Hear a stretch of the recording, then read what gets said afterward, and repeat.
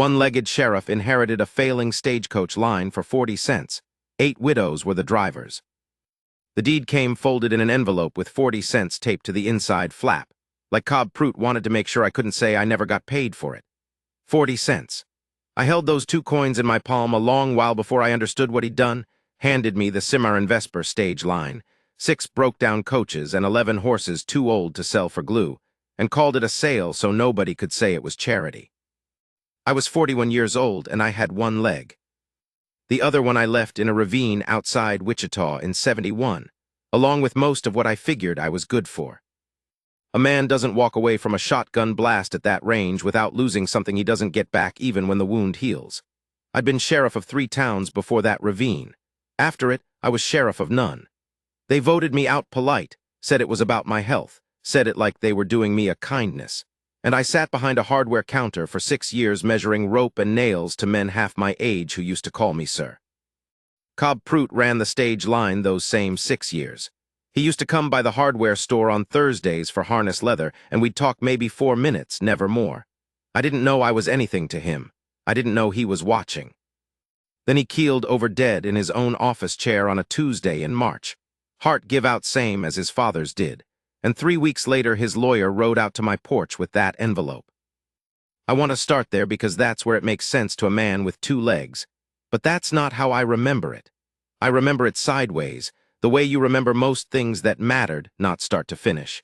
But in pieces that come up out of order, the way a saddle sore reminds you of a ride you took 2 years back before you ever feel the ride itself. So I'll tell it the way it comes. The first widow I met was Inez Calloway, and she came at me with a ledger book like she meant to hit me with it. This was 4 days after Prout's funeral, before I'd even decided whether I was keeping the line or selling it for scrap, and she walked into the stage office, my stage office now, God help me, and set the book down on the desk hard enough to rattle the inkwell. "You're going to want to know the Vesper run is $200 in the hole," she said. No introduction, just that. I looked at her. Dark hair going gray at the part, a face that had been pretty once and was something better than pretty now, settled, like a fence post that's weathered into the ground and isn't going anywhere. She had ink on 2 fingers and a coach driver's gloves tucked into her belt like a gun. "And you are," I said. "Driving the Vesper run." "Have been since my husband died on it." She said it flat, no grief riding on top, the kind of flat that means the grief got driven down so deep it just holds the ground up now instead of cracking it open. "Tom Calloway, 3 years back. Coach went into the wash at Dry Crossing and he didn't come up." I didn't say I was sorry. She didn't look like a woman who wanted that from a stranger. "Prout let you drive?" Prout didn't have a choice. I told him I'd drive it myself before I'd watch some boy with no sense get killed on my husband's route, and then I told him I'd drive it whether he liked it or not, and he found out liking it or not didn't enter into it. She nodded at the ledger. "You'll find 7 more like me on the books. Prout didn't hire widows because he was a soft man. He hired us because we showed up, and we didn't quit, and most men do, eventually, on a line that doesn't pay." I opened the ledger. 8 names down the driver column, and next to every one of them, in smaller letters, a dead husband's name in parentheses like a debt still being paid down. "He told me he was leaving this to somebody who'd keep us on," Inez said. "I want to know if that's you." I didn't have an answer that day. I had 40 cents in my coat pocket, and a leg that ached worse in March than any other month, and a line that was $200 in the hole on one route alone. What I had instead of an answer was a long look at her standing there with her arms crossed, waiting, not impatient, just waiting the way a person waits who has already decided to be disappointed and is prepared for it. "I don't know yet," I told her, which was the truth and the only thing I had to give her. She nodded once, like that was an acceptable answer from a man, picked her ledger back up and left. Here's the thing about 8 widows running a stagecoach line. I want this part understood plain, because it's not a sad thing, though it sounds it. Bertie Voss ran the Chilarosa loop and could put a coach through a flash flood crossing that would have turned my stomach inside out, and she did it with a baby on her hip half the time because there was nobody else to mind him. Sarah June Hatcher drove the night mail run because she said she slept better moving than she did lying still in a bed that used to have somebody else in it. Mathilda Reyes, who'd lost 2 husbands, not one, buried the first to fever, and the second to a robbery gone wrong on the very route she still drove. Used to sing to the horses in Spanish low enough that I only ever heard the tail end of it through the office wall. They were not waiting on me to save anything. That's the part that took me longest to understand, and it's the part that matters most to how the rest of this goes. Second week, I went out to look at the coaches myself, dragging my bad leg up into the boot of the one birdie kept tied behind the depot, and a man named Royce Ainsley caught me at it. Royce ran the freight company that wanted the Simmer and Vesper route dead so his own line could pick up the contracts. He tried to buy Prude out twice before the old man died, and now here he was at my elbow before I'd even unpacked my own bedroll in the back office, smiling at me like a man smiles at a horse he's already decided to put down. "Heard you inherited yourself a headache," he said. "Heard you wanted it before I did. I wanted a working line. What you got is 6 widows and 3 half-broke coaches running routes that lose money every month God sends. I'll give you $400 for the whole operation, and you can go back to selling nails." 8 widows, I almost said, but didn't correct him, because something in me wanted to know what he'd say next more than I wanted him to have the number right. "I'll think on it," I said, same as I'd told Inez. "Don't think too long. A man in your condition," and his eyes went down to where my trouser leg hung wrong below the knee, "ought to take the easy money while it's offered." I've been spoken to like that before, by doctors who talked over my head to whoever was standing next to me, by the men who voted me out of the sheriff's office, polite as you please, like my leg had taken my judgment along with it. I'd gotten used to letting it slide off me the way water slides off a slicker, because fighting every man who looked at you and saw half a man instead of a whole one is a fight that never ends and never wins. But I looked past Royce's shoulder, and I saw Inez Calloway standing in the depot doorway, close enough to have heard every word, her face giving away nothing, and something in me didn't want to let it slide that day. "I'll think on it," I said a third time, "and you'll have your answer when I'm done thinking and not before." Royce left smiling like a man who already knows how a thing ends. I didn't yet, but I knew I wasn't selling that day, and that was enough to start on. I should tell you about the leg, because it matters to how the rest of the summer went, even though I'd rather not dwell on it any more than I have to. Riding a coach box is a 2-legged job. Bracing into a turn, working a brake lever that wants both feet some days when the grade's steep enough, I couldn't do it, not the way Tom Calloway or Mathilda's second husband or any of the men whose names sat in parentheses in that ledger had done it. I could ride inside. I could keep books. I could sit a horse at a walk for an hour before the stump started screaming at me to quit.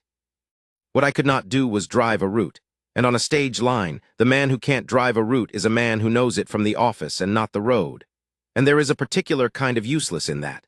A kind I'd warned before: sheriff who can't chase a man down, lawman who can't kick in a door. And I recognized it settling back over my shoulders that first month like an old coat I'd thought I'd outgrown. Inez caught me out behind the depot one evening, sitting on an overturned water barrel with my prosthetic off and laid across my knee, working at a strap that had rubbed the stump raw. "You don't need to drive," she said, no preamble, same as always. "You think that's the job." "It isn't." "What's the job, then?" "Keeping Royce Ainsley from buying the contracts out from under us before we lose them on our own. Keeping the books honest so the bank don't call the note. Knowing which route's losing money and why, and fixing the why instead of just feeling bad about the money." She nodded at the strap in my hands. "None of that needs 2 legs. It needs a head that doesn't quit, and from what I've seen, you've got one of those, even if you don't believe it yet." I didn't say anything to that. I worked the strap back into place and didn't look up at her, because there are some kindnesses a man can't look at straight on without it costing him something. "Tom used to say the driver's the easy job," she said after a minute. "Anybody with nerve can hold a line and slap reins. Prute's the one kept this whole thing standing for 15 years, and he never drove a route in his life after his own accident took his hand. Same as you." She paused. "I'm not saying that to be kind. I'm saying it because it's true, and you ought to hear somebody say it true instead of soft." That was the first time anybody'd told me the truth about my own worth without wrapping it in pity first, and I want to say I had some fine words back to her. But what I had was a throat too tight to use, and a long minute of working a buckle that didn't need any more working. "I'll tell the roots out of order, the way they come back to me, because that's truer than telling them straight." There was the week the Vesper Bridge washed out, and Inez took the long way around through Coldwater Pass, 6 extra hours each way. Because the mail contract said the mail moved regardless, and she came back at 2 in the morning with her hands raw on the reins and didn't say a word about it. Just unhitched the team herself and walked them down before she'd let anybody else touch them. There was the night Bertie Voss's coach lost a wheel on the Chilarosa grade, and she held that team steady with one hand, and the baby pressed against her with the other arm until a rancher heard her shouting and came running. And when I rode out the next morning, rode on the gentlest horse in the string, slow as a funeral because that's what my leg allowed, she looked at me coming and said, "Took you long enough." And I said, "I came as fast as I'm able." And something passed between us that wasn't pity from her and wasn't shame from me. Just two people who both knew what a body could and couldn't do and didn't waste breath arguing about it. There was Mathilda teaching me Spanish numbers so I could check her receipts against what she told me out loud. And there was Sarah June bringing me coffee at 4 in the morning when I couldn't sleep for the stump aching and sat up doing books by lamplight instead, and saying nothing about why I was awake, just setting the cup down and going back out to harness her team for the night mail. 8 widows, 8 roots. A failing line, 40 cents, and a man who couldn't drive a coach learning slow that there was more to keeping a thing alive than driving it. Royce Ainsley came back in June with a different offer and a different face on it. He'd been talking to the bank. I found that out from Inez, who'd heard it from the bank teller, who was sweet on Bertie's brother and told more than he ought.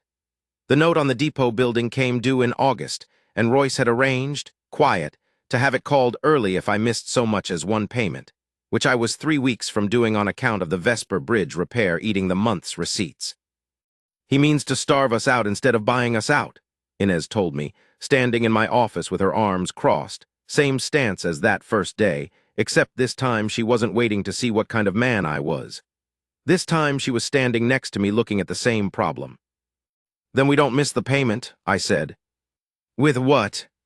I'd been turning an idea over for 2 weeks without saying it out loud, because saying it out loud meant admitting how much I'd come to care whether this line lived or died, which was more than I'd expected to care about anything since the ravine. "There's a freight contract Royce wants for himself, hauling ore out of the Sandia claims. He's been lowballing it because he figures nobody else'll bid low enough to take it off him. We bid it lower. We lose money on the ore for 3 months, but it's enough hauling to make the August note, and it puts Royce's own line in the hole instead of ours, because he can't drop his price again without losing money on every contract he's already got." Inez looked at me a long moment. "That's a hard way to run a business." I was a hard way to run a sheriff's office too, worked mostly. Something moved behind her eyes I hadn't seen there before, not surprise exactly. More like a door swinging open on a room she'd suspected was there, but hadn't been let into yet. "I'll drive the ore run myself," she said. "Vesper Route can wait 3 months on the mail, the contract penalty's smaller than what we'd lose otherwise. I know that grade. Tom and I hauled timber on it before the stage line. It's a hard grade for a coach not built for ore weight.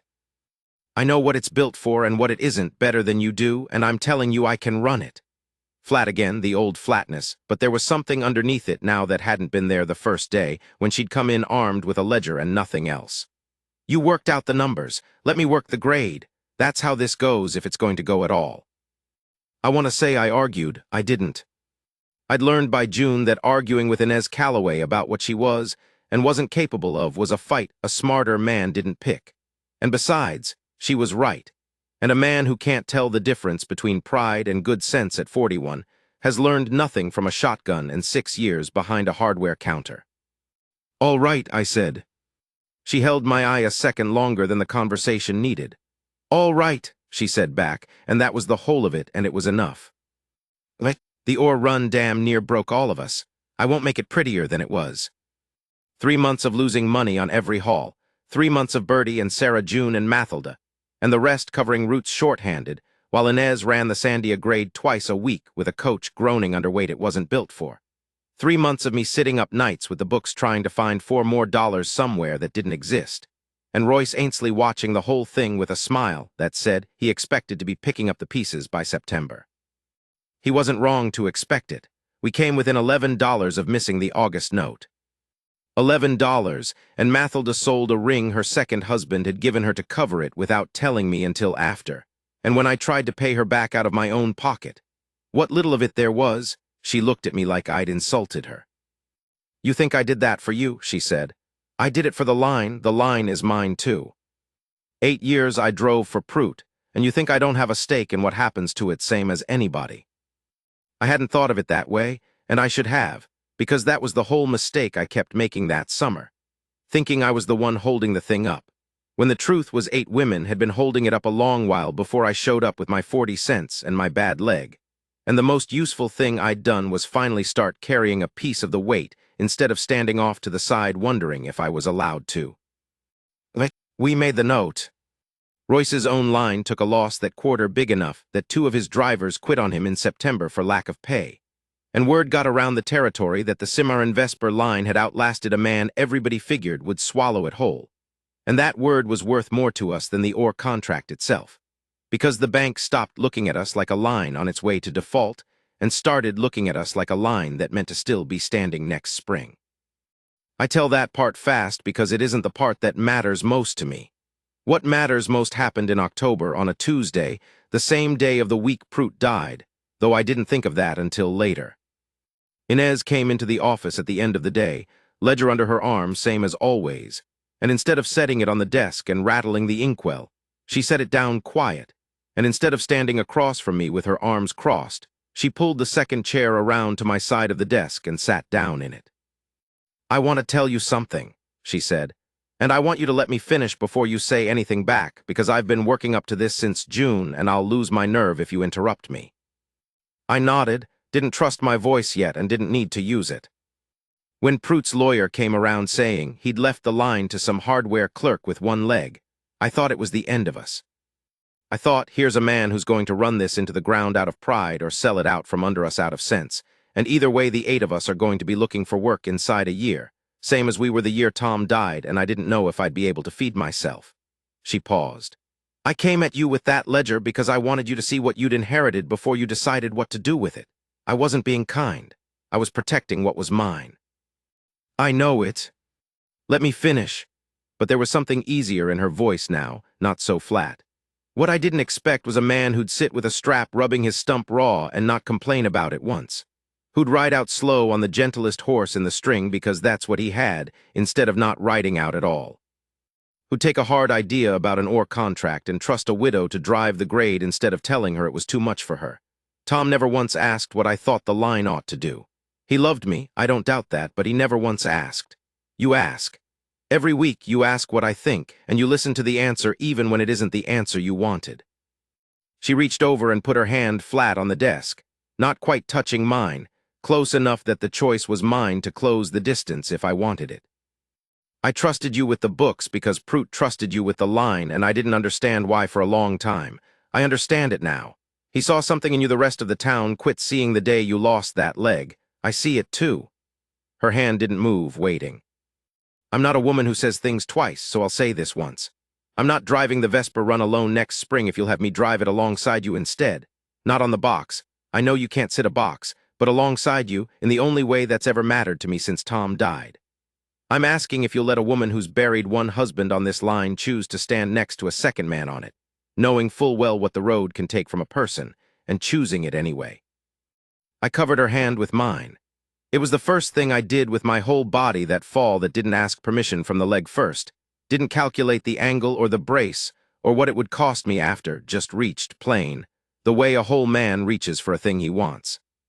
"Prout left me 40 cents and 8 women who didn't need saving," I said.